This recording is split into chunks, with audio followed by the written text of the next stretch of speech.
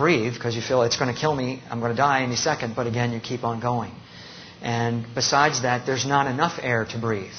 So you don't have enough air. It's not like you can take a breath, deep breath like here. It's hardly any air at all. So each breath I took, I had to breathe like this. It was like,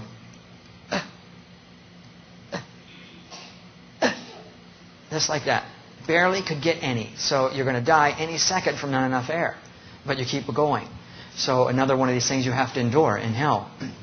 And you have to endure, like I said, the heat and the fear. You know, Psalm 73:18 talks about, you cast them down into destruction where they're utterly consumed with terrors. And you are consumed with terrors. You know, lying on the floor, being helpless, I had no strength in my body. But even if I did, I couldn't have fought off that thing anyway. But still, you feel like you'd want to have some kind of strength, and you don't. You're void of all strength. And to give just a couple scriptures, I want to back up and give you a few scriptures because that's what's important to me. In Isaiah 24:22, it says, they shall be gathered together as prisoners are gathered in the pit and shall be shut up in the prison. So he's talking about prison cells. Proverbs 7:27 talks about going down to hell to the chambers of death. And the word chamber means inner rooms. And the bars, Jonah 2:6 talks about the earth with her bars was about me forever. Yet thou hast brought up my life from corruption.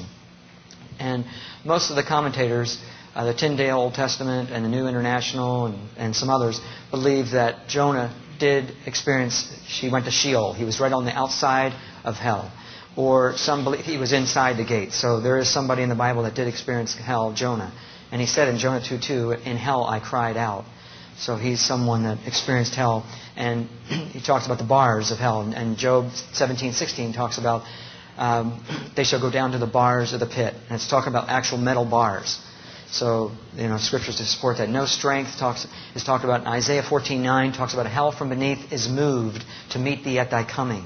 They will say, art thou become weak as we? And the word weak is the same word in Judges 16:7 where Samson lost his strength when his hair was cut off. He became weak. And Psalms 88:4 talks about, I am counted with them that go down into the pit. I am as a man that has no strength.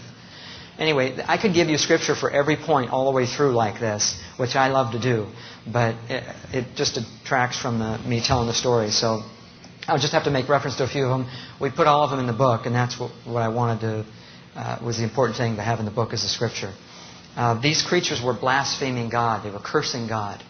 And I understood what they were saying. I don't know what language it was, but I could understand them. And they had a hatred for God. And they turned their attention towards me and had that same hatred for me. And I wondered, what have I done to them? But they had this extreme hatred. And so that big one that you saw, picked me up and grabbed me and threw me into the wall. You know, like I weighed nothing. And I felt my bones break. And you have a body in hell. Matthew 10:28 says, fear him which is able to destroy both soul and body in hell. And there's a lot of other scriptures I could give you. But anyway, I felt the bones break. I felt pain. But the pain was masked somehow. I knew it was blocked. That I didn't feel all of it. And God blocked most of the pain. He let me feel a little bit of the pain just to be able to relate to people that you do feel pain in hell. It's not allegorical, metaphorical. It's real pain. And so I felt the bones break. I fell on the floor. And the other one with those razor sharp fins all over its body picked me up and grabbed me from behind like a rag doll. And it just dug its claws into my chest and just tore open my flesh. Ripped it right open. And I looked and I felt the pain again. And I noticed there was no blood or water. But, you know, there's a lot of scriptures where there's no blood in hell and no water in hell. And I noticed that I was completely my body was destroyed. My wife and I like to work out, take care of ourselves, and eat right. And, you know, it didn't matter now. Body was just absolutely destroyed. But I wondered, why wasn't I dead? What's wrong with me? How come I can't die? But you can't. You keep surviving. Each one of these things you survive. And I noticed that, the stench should have killed me. I couldn't believe how bad the smell was. I went to crawl out of the cell, and apparently they let me. About then it went dark. And so I believe the Lord's presence left, and it resumed its normal state.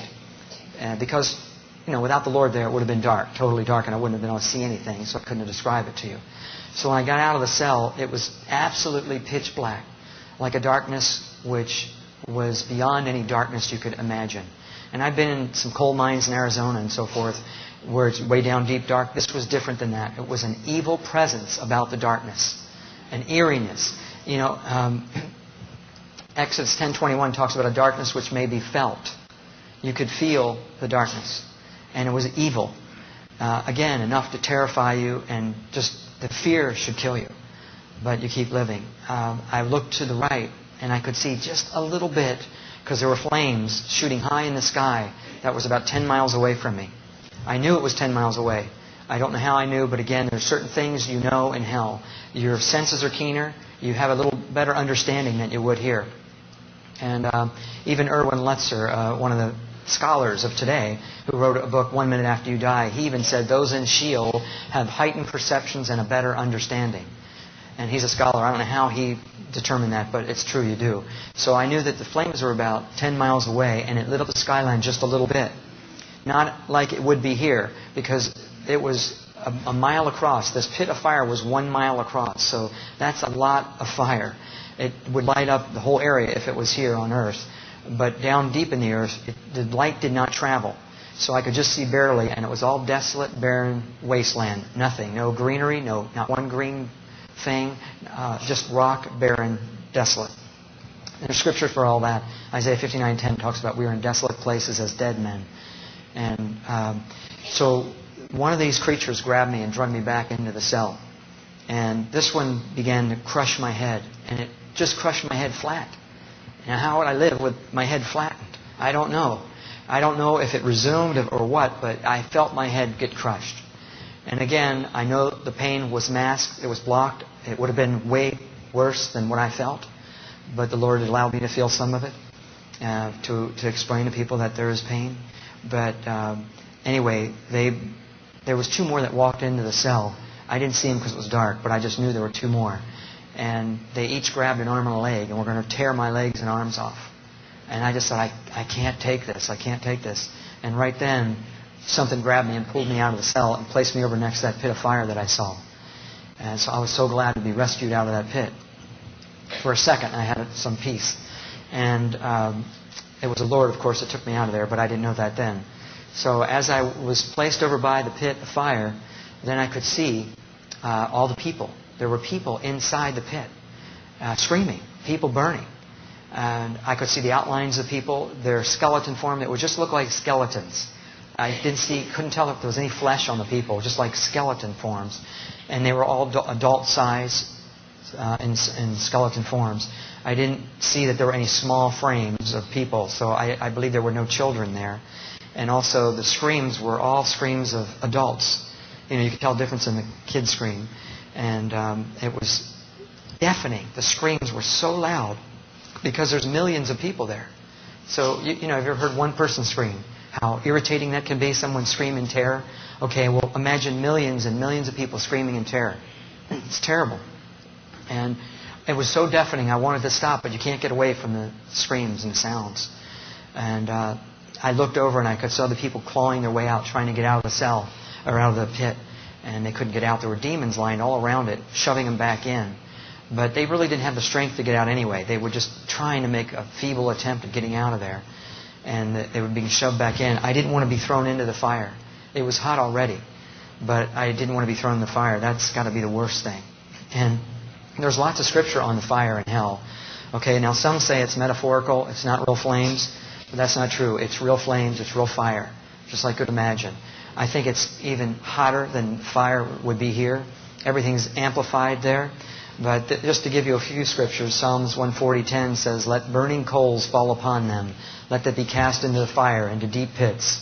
Matthew 13:49 says, "The angels shall sever the wicked from the just and cast them